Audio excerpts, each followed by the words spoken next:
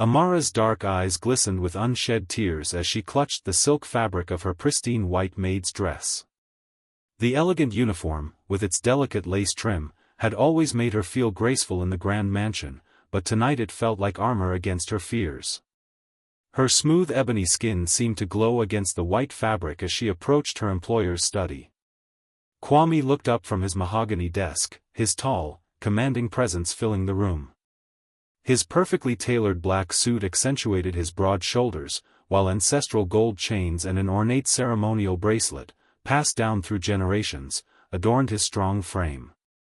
His deep brown eyes, usually so composed during business dealings, softened when they met hers. "Mr. Kwame," Amara whispered, her voice trembling like leaves in the wind. "Please don't leave me alone at home tonight. I need you more than the meeting." Her hands shook as she spoke, remembering the threatening phone calls and strange shadows she'd noticed around the property. Kwame rose slowly, his concern evident. The way moonlight caught the intricate patterns of his golden wrist cuffs seemed to emphasize the gravity of the moment. "Amara, what's wrong? You look frightened." She stepped closer, her heart pounding so loudly she was certain he could hear it. "There have been men watching the house. They've been calling, asking about your business dealings, threatening." Her voice broke. "I'm scared they'll hurt me to get to you." The protective instinct that had always simmered beneath Kwame's professional demeanor suddenly blazed to life. In that moment, he realized his feelings for this remarkable woman went far deeper than mere employer concern. Kwame's jaw tightened as he processed Amara's words. The business meeting across town suddenly seemed insignificant compared to her safety. He moved around the desk, his polished leather shoes silent on the Persian rug, closing the distance between them with purposeful strides. "Tell me everything," he said gently, his voice a deep rumble that seemed to wrap around her like a protective embrace. His gold signet ring caught the lamplight as he reached out, almost touching her face before stopping himself, remembering the boundaries that had always existed between them. Amara's breath caught at his nearness. She could smell his cologne, warm cedar and spices that reminded her of her grandmother's stories about ancient kings. 3 men in a black car have been parked outside for days. Today, they called and said. She hesitated, her beautiful features twisted with worry. "They said they know you care about your pretty little maid, and that I'd be their message to you." The words hit Kwame like a physical blow. His business rivals had always been ruthless, but threatening innocent people crossed every line. More disturbing was how accurately they'd read his feelings he'd tried so hard to keep professional. "You're not just my maid, Amara," he said, surprising them both with his honesty. "You're..." He struggled for words, his usual eloquence failing him. The authentic tribal necklace at his throat seemed to tighten as emotions he'd suppressed for months rose to the surface. Amara's eyes widened.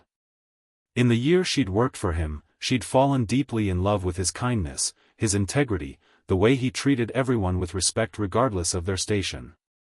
But she'd never dared hope he might feel something too.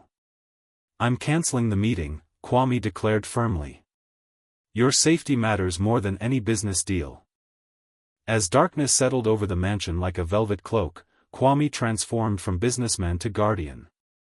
He'd made calls to his security team, but until they arrived, he would be Amara's shield against any threat. His black suit jacket hung open now, revealing a crisp white shirt that emphasized his powerful build. Amara had changed from her formal maid's dress into a flowing emerald gown he'd bought her months ago, a gift she'd never worn, thinking it too beautiful for someone in her position. Tonight, with danger lurking outside, such concern seemed trivial. The silk fabric hugged her curves gracefully, and her natural beauty seemed to radiate in the warm lamplight. "You look breathtaking," Kwame whispered, unable to contain his admiration any longer. His ancestral bracelet gleamed as he gestured for her to sit beside him on the leather sofa rather than in the servant's chair she usually occupied. For the first time, they sat as equals, the artificial barriers of employer and employee dissolving in the face of genuine affection and shared danger. Amara's heart raced not from fear now, but from the intoxicating closeness of the man she'd loved in secret for so long. "I need to tell you something," she said softly, her courage finally matching her feelings. "Working for you, seeing your kindness every day, the way you treat everyone with dignity. I've fallen in love with you, Kwame. Deeply, completely." His breath caught. The confession he'd longed to hear seemed to set fire to the air between them. "Amara, He reached for her hand, his fingers intertwining with hers. "I've loved you for months. Your laugh, your intelligence, the way you light up every room you enter. You're not just beautiful, you're extraordinary." Outside, car doors slammed, but neither of them flinched. In this moment, they'd found something worth protecting. The sound of footsteps on gravel broke through their romantic reverie like shattered glass. Kwame immediately stood, positioning himself between Amara and the windows, his protective instincts in full force. The gold medallion at his chest, a family heirloom bearing protective symbols, seemed to catch every flicker of lamplight. "Stay behind me," he commanded softly, his voice carrying the authority of generations of leaders. But as he looked at Amara, her emerald dress flowing around her like liquid courage, he saw not fear but determination in her dark eyes. "No," she said firmly, rising to stand beside him. "We face this together. I won't cower while they threaten our happiness." The front door rattled with aggressive knocking, followed by crude shouts demanding Kwame's immediate attention regarding his business debts. But what the intruders hadn't expected was the arrival of Kwame's security team, who had been quietly surrounding the property for the past hour. Through the window, they watched as 3 men were efficiently apprehended, their threats and bluster dissolving into pathetic pleas as they realized their plan had failed spectacularly. Kwame's phone buzzed with confirmation from his head of security. The men were small-time criminals hired by a rival company, now in police custody. "It's over," Kwame breathed, turning to Amara with relief and something deeper burning in his eyes. The danger had passed, but it had also burned away the last pretenses between them. Amara stepped closer, her hand touching the intricate beadwork of his ceremonial necklace. "No," she whispered, her voice husky with emotion. "It's just beginning." The space between them crackled with electricity. Months of suppressed desire, of stolen glances and careful professional distance, suddenly collapsed under the weight of their mutual confession and shared ordeal. Kwame cupped her face gently, his thumb tracing her cheekbone. "Are you sure? Once we cross this line, there's no going back to how things were." Her smile was radiant.